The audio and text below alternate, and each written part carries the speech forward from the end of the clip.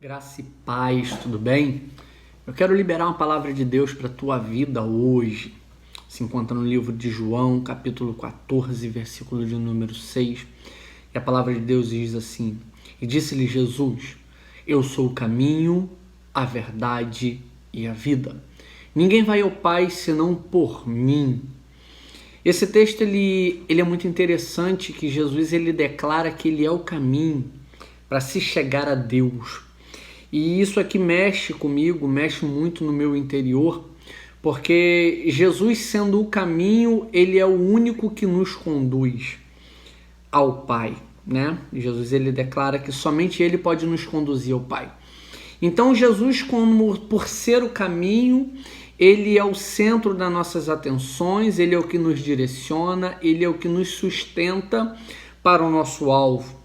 E lendo esse texto eu comecei a meditar também no texto de Mateus capítulo 14, do versículo 22 em diante, que diz sobre a tempestade, que Jesus ele estava com seus discípulos e já sendo tarde ele dispensa os seus discípulos para entrar no barco e atravessar o mar e ele sobe o monte para orar. E sendo tarde Jesus desce do monte, o barco já estava no meio do mar. E o barco estando no meio do mar, Jesus ele vai sobre as águas, andando sobre as águas para encontrar com seus discípulos. E o texto diz que uma grande tempestade assola o barco dos discípulos e eles ficam nervosos. Mas quando ele vê um homem andando por sobre as águas, isso aqui é muito interessante, eles começam a questionar que era um fantasma. E eles começam a falar que era um fantasma e Jesus ele vira para eles e fala: não é um fantasma, sou eu. Sou eu, Jesus, aquele a qual vocês caminhavam e vocês não estão me conhecendo. Olha que interessante aqui, que quando Jesus ele fala isso, Pedro vira e fala assim: Senhor, se é tu mesmo, faça com que eu ande por sobre as águas. Isso aqui mexe muito com o meu interior. Porque quando Pedro ele toma essa atitude, ele mostra uma diferença no seu caráter muito maior do que os outros. A sua personalidade, por ser uma personalidade forte, sanguínea, Pedro fala assim: Senhor, se és tu, que eu vá, que eu ande por sobre as águas.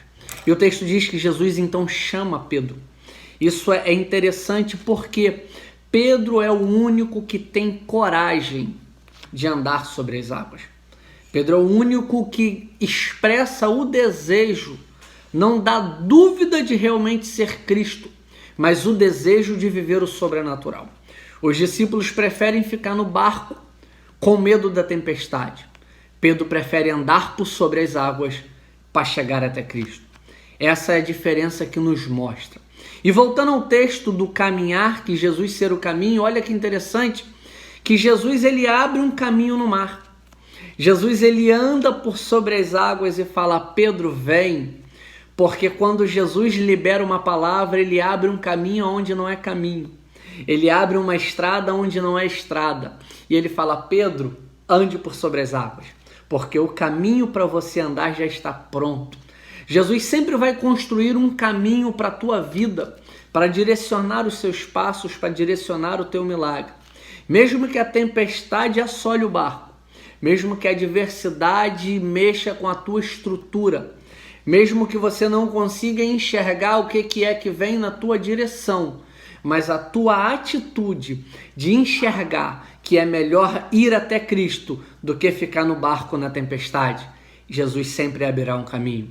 Quando ele disse que era o caminho, a verdade e a vida, ele nos mostra que o único caminho para se ter a vida eterna é largando a tempestade, é descendo do barco em tempestade e caminhando na direção de Jesus.